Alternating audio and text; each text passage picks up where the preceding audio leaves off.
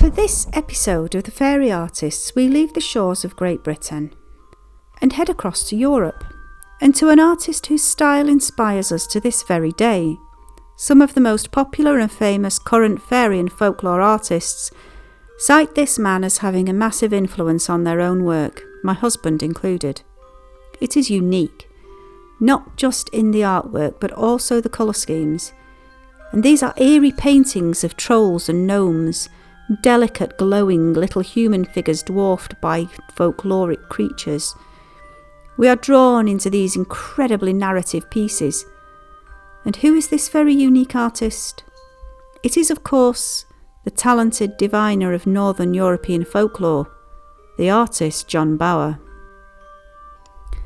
John Albert Bauer was born on the 4th of June 1882 in Jönköping in Sweden.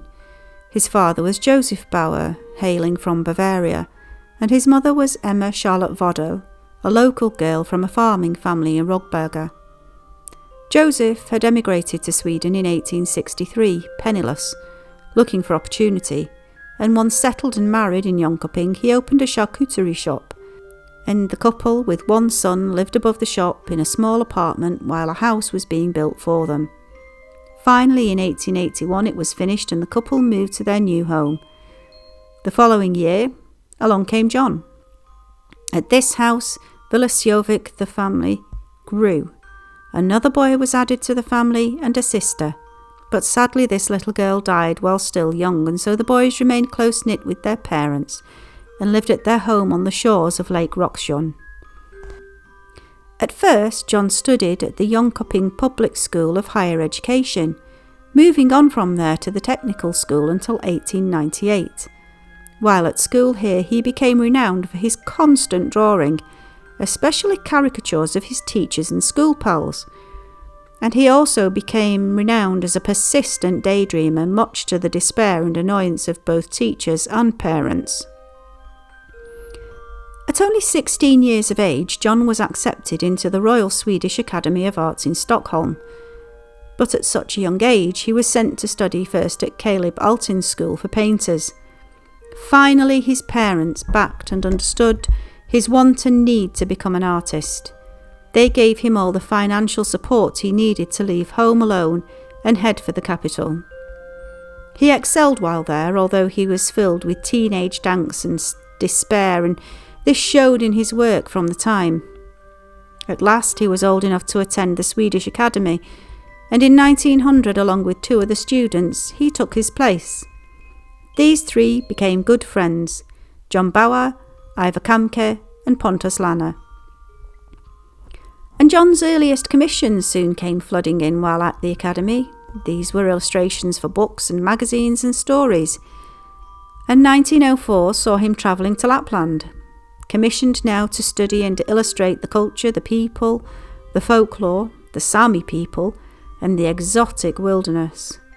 He stayed there for a month and became inspired and enraptured by the people he met and the fairy tale landscapes and folklore.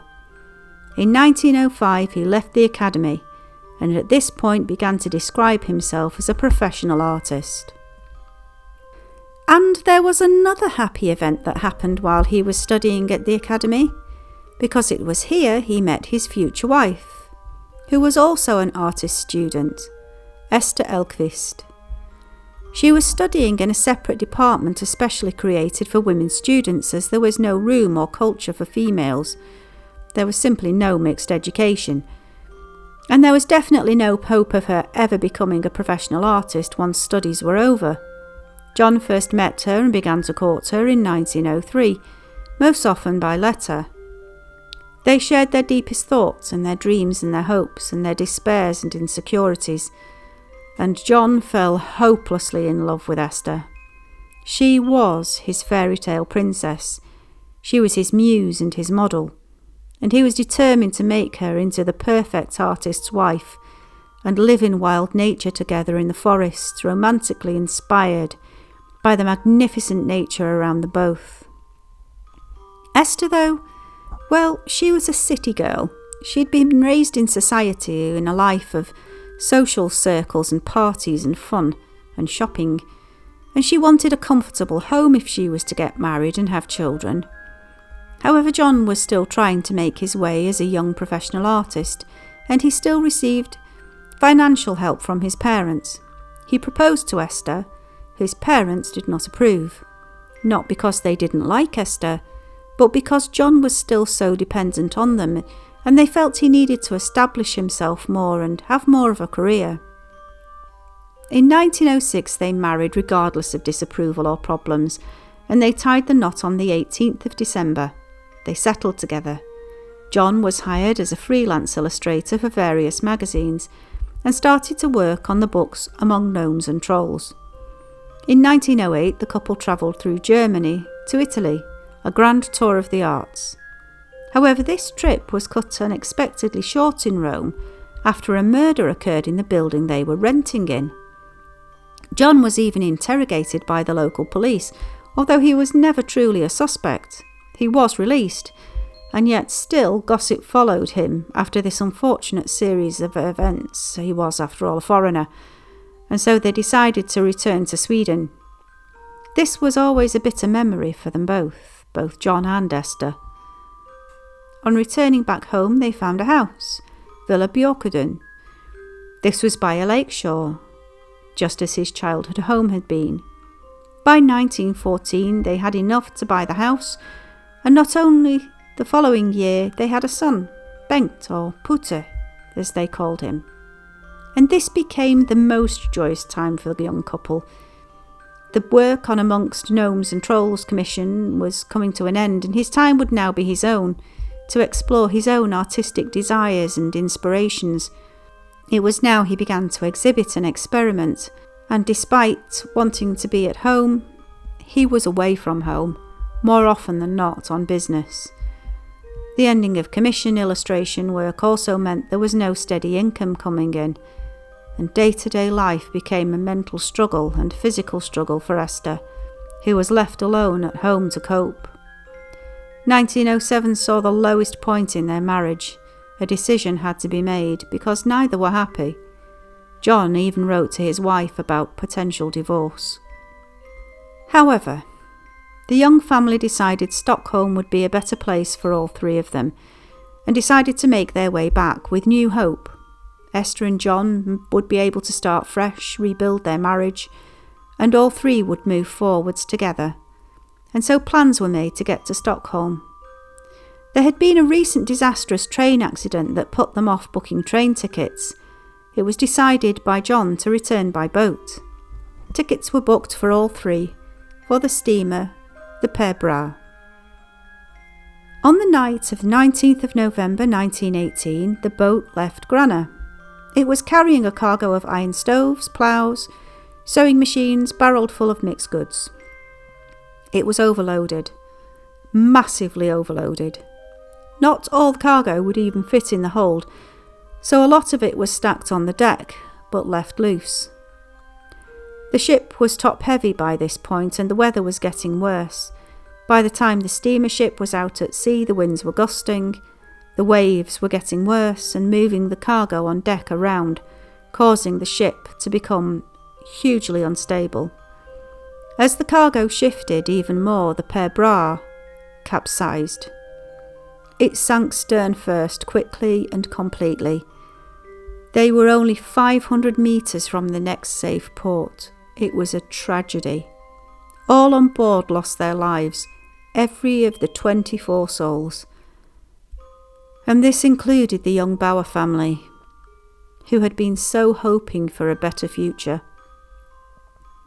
On the 22nd of November 1918, the wreckage of the Per Bra was found, and on August the 12th, 1922, this was salvaged. An investigation found only 1/3 of the cargo had been held in the hold. 2/3 of the cargo were left unsecured and rolling around on top deck.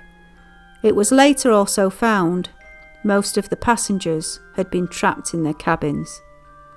The ship wreckage became a disgusting public spectacle. Ghouls arrived to stare at the tragic vessel and even buy pieces of some of the cargo. People flocked from all over Sweden to watch the Per Bra be raised from a watery grave, and it was even filmed for cinema news. Newspapers spread stories that the supernatural creatures of the forests and the waters had come for the soul of John Bauer due to his illustrating their deep secrets. It was a fiasco. A terrible, terrible fiasco. So what of John Bauer's illustration work? His work on the books Among Gnomes and Trolls are probably the ones we recognise most often now, and inspire so many modern fairy artists. These images were commissioned by Ackelund Publishing House in 1907. The books would be annual publications filled with stories by famous Swedish writers, and Bauer would be the sole illustrator. And so John produced copious full-page paintings, vignettes and smaller works. Most had common colour schemes to thread through the stories.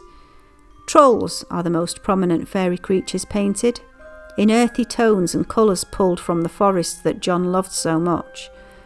Unfortunately though, because of the lack of full colour printing between 1907 and 1910, the illustrations were rendered in black and white for the book illustrations, even though John's original paintings are bursting with colour. In 1911, John was commissioned once more to illustrate Amongst Gnomes and Trolls book, but this time he demanded that he kept the original paintings and also retained copyright of the images, and he was not alone in this. More and more illustrators were realising the power of their work in giving life to the text and stories that were published, and they wanted to keep the originals and they wanted their work recognised as theirs. Bauer stuck to his guns. So did the publishers. They refused John outright.